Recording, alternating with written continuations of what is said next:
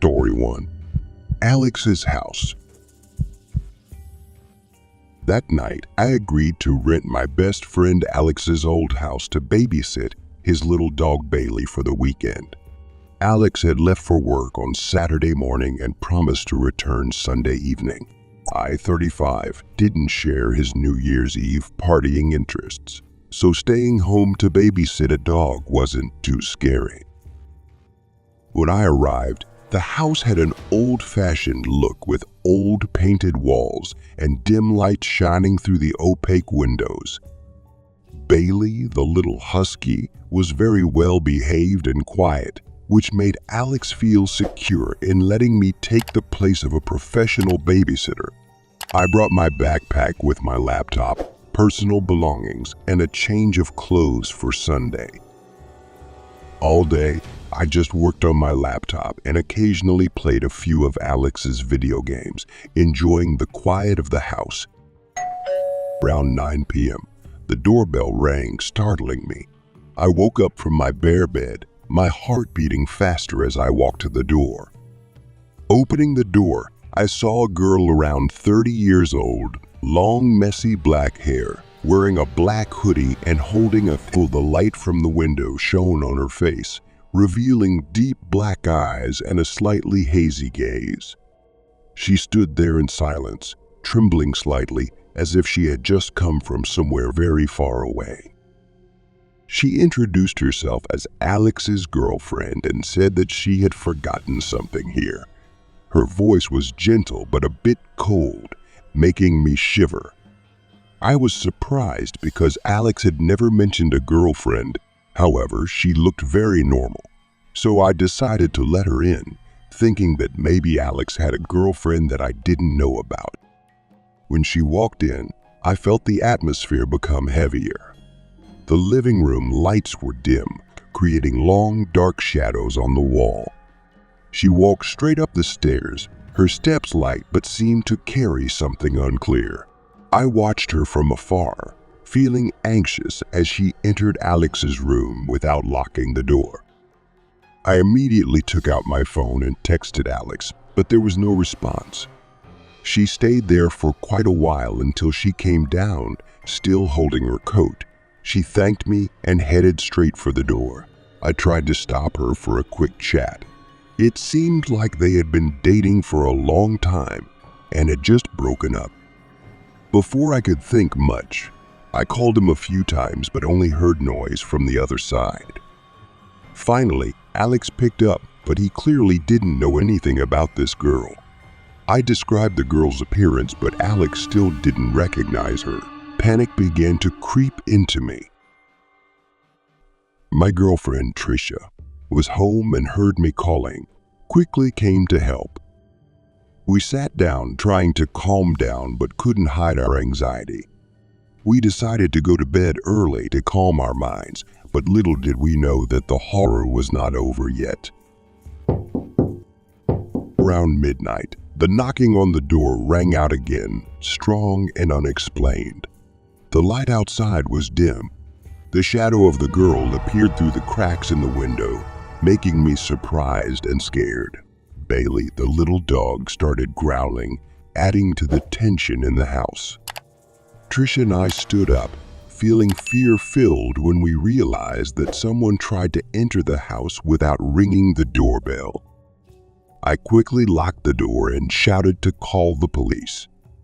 Trisha made a call secretly while I tried to stay calm. The footsteps and knocking continued, making the atmosphere tense and suffocating. The light outside was still flickering. The shadow of the strange girl appeared through each crack, making me feel like something was wrong. Finally, the footsteps gradually disappeared, and we felt relief knowing that the danger was over. When the police arrived, I told them the whole story, and Alex finally realized that someone had tricked me into entering the house. He had to change the locks and check everything again. Even though the incident had passed, the feeling of fear and insecurity still lingered in my mind. I couldn't stop thinking about that night and the mysterious things that happened in Alex's old house. A year later, every time New Year's Eve approaches, I remember that terrifying event. It's not only a personal experience, but also a reminder of the unexplainable things that happen at these special moments. This story makes me shiver every time I think about it, and I hope that by sharing it, you will also feel the excitement and anxiety that I experienced. Alex's old house has now become a symbol of scary memories, a place where horror stories come true on New Year's Eve. Story 2. The Mysterious Woman in the Apartment. Another cold New Year's Eve, my husband and I returned to the apartment after a small party with friends. We are quiet people, not often attending big parties. When we got into the elevator, I felt an inexplicable uneasiness. On the last floor, the air became more stuffy than ever. We lived in the last corner apartment of the building, where few people passed by and the light from the hallway was dim. When the elevator stopped, the door opened and we quietly stepped out. However, as soon as I stepped out of the elevator, I saw a strange figure wandering in the hallway. It was a woman about 40 years old, with long, messy black hair, wearing a torn black lace dress and no shoes. Her face was hidden by her hair, but her deep black eyes shone with confusion and despair. I turned to my husband, his eyes clearly showing worry. "Did you see her?" I whispered. He nodded, but didn't dare to move closer. The woman walked silently past us, each step making strange sounds on the old wooden floor. She stopped in front of our apartment door, looking down through the crack in the window, her eyes searching for something. We stood there in a panic, not knowing what to do.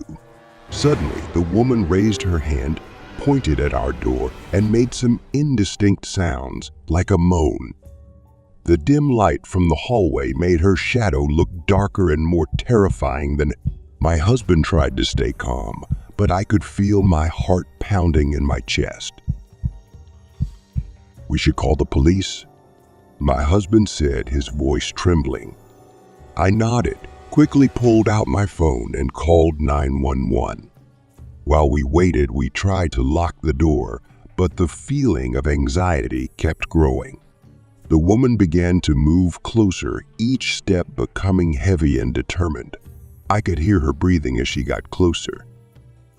Suddenly, she stopped right in front of the door, her eyes meeting mine. A cold feeling spread throughout my body, making me unable to move. She blinked once, then turned around and mysteriously disappeared. We breathed a sigh of relief, but the fear still lingered. The police quickly arrived and checked the hallway, but found no trace of the mysterious woman. They thought it might just be a mistake or someone who had lost their way. However, my husband and I still could not forget her terrifying image. A year later, every time New Year's Eve approached, I would recall that terrifying event. The footsteps and creepy eyes of the mysterious woman still haunted my mind. I often could not sleep, always feeling like someone was watching from outside the window. This event not only left us scared, but also reminded us of the mysterious and unexplainable things that exist around us. We tried to forget, but the image of the woman remained forever in our memories. Every New Year's Eve, I wondered if she was still wandering around looking for something, or if she was simply a ghost lost in the old walls of the apartment building. This story is not only a personal horror experience, but also a warning about the unpredictable things that happen in special moments. Story 3. Moaning from the Basement. Last year, on New Year's Eve 2020, I attended a small party at my friend Logan's house. Logan, my best friend from college, always knew how to create a warm and happy atmosphere. When the party started, everyone happily chatted, drank, and counted down to welcome the new year together. The atmosphere was truly happy and full of laughter. When the clock struck midnight, everyone cheered and celebrated the new year together. Fireworks rang out outside. The sparkling lights reflected through the windows, creating a magical scene. However, after a few hours, the party gradually died down as everyone started to leave for home. Only Logan, me, and another friend, Cody, were left, who still wanted to stay a little longer to chat. When everyone had left, the atmosphere became colder. Logan suggested that we sleep in the living room so that we could move around when needed. I agreed and got ready to go to bed on the couch while Logan and Cody lay down on the sofa. Everything seemed normal until a strange noise came from the basement. At first, we only heard a soft moaning sound, like someone crying. Logan thought it might be a plumbing or electronic device, but Cody felt something was wrong. We decided to check to see if anyone was down there. Together, we opened the basement door, a dim light illuminating the dark passage. The basement was compact with only an old couch, a TV, a small bar, and some odds and ends. The moaning was still coming, but now it seemed to be coming from deeper in the basement.